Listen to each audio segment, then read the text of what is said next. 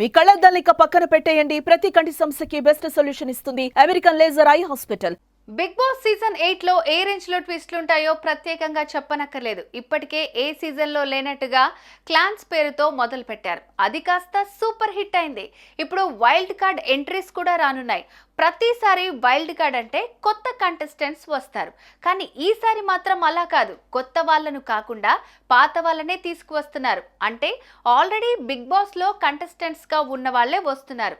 మరి వాళ్ళు ఎవరు, ఎంతమంది వస్తున్నారు, ఎప్పుడు వస్తారు?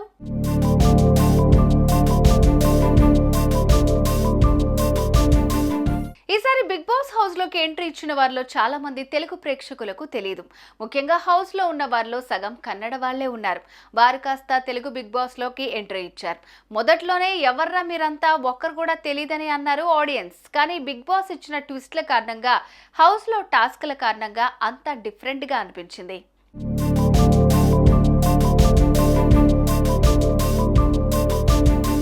తాజాగా ఆ వారం వైల్డ్ కార్డ్ ఎంట్రీలు ఉంటాయని ముందుగానే హోస్ట్ నాగార్జున చెప్పారు. దీంతో ఈ వీక్ ఎవరెవరు వస్తున్నారు అనేది మాత్రం హాట్ టాపిక్ గా మారింది. ఈసారి వైల్డ్ కార్డ్ ఎంట్రీలుగా బిగ్ బాస్ పాత సీజన్ల కంటెస్టెంట్లు వస్తున్నారు. వారి పేర్లు కూడా బయటకు వచ్చేసాయి. అందులో నైని పావని, టేస్టీ తేజ, ముక్కు అవినాష్, హరితేజ, రోహిణి, మెహబూబ్, గౌతమ్, గంగవ్వ కన్ఫర్మ్ అయ్యారు. ఈ లిస్ట్ లో యాంకర్ రవి పేరు కూడా వినిపిస్తోంది. అయితే రెమ్యునరేషన్ దగ్గర ఇంకా మాటలు జరుగుతున్నాయి. దీంతో రవి ఎంట్రీపై ఇంకా క్లారిటీ రాలేదు.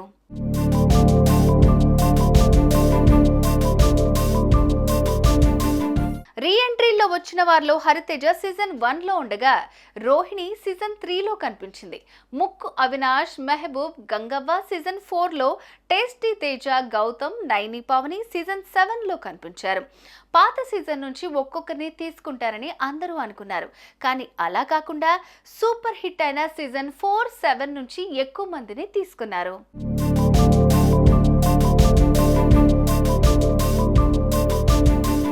ఇక ఈ వైల్డ్ కార్డ్ ఎంట్రీల తర్వాత సీజన్ ఎలా ఉండబోతోంది?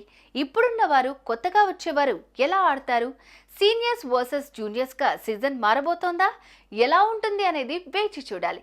మరి మీరు ఈ సీజన్లో ఎవరు గెలుస్తారని ఎక్స్పెక్ట్ చేస్తున్నారు? కామెంట్స్లో చెప్పండి.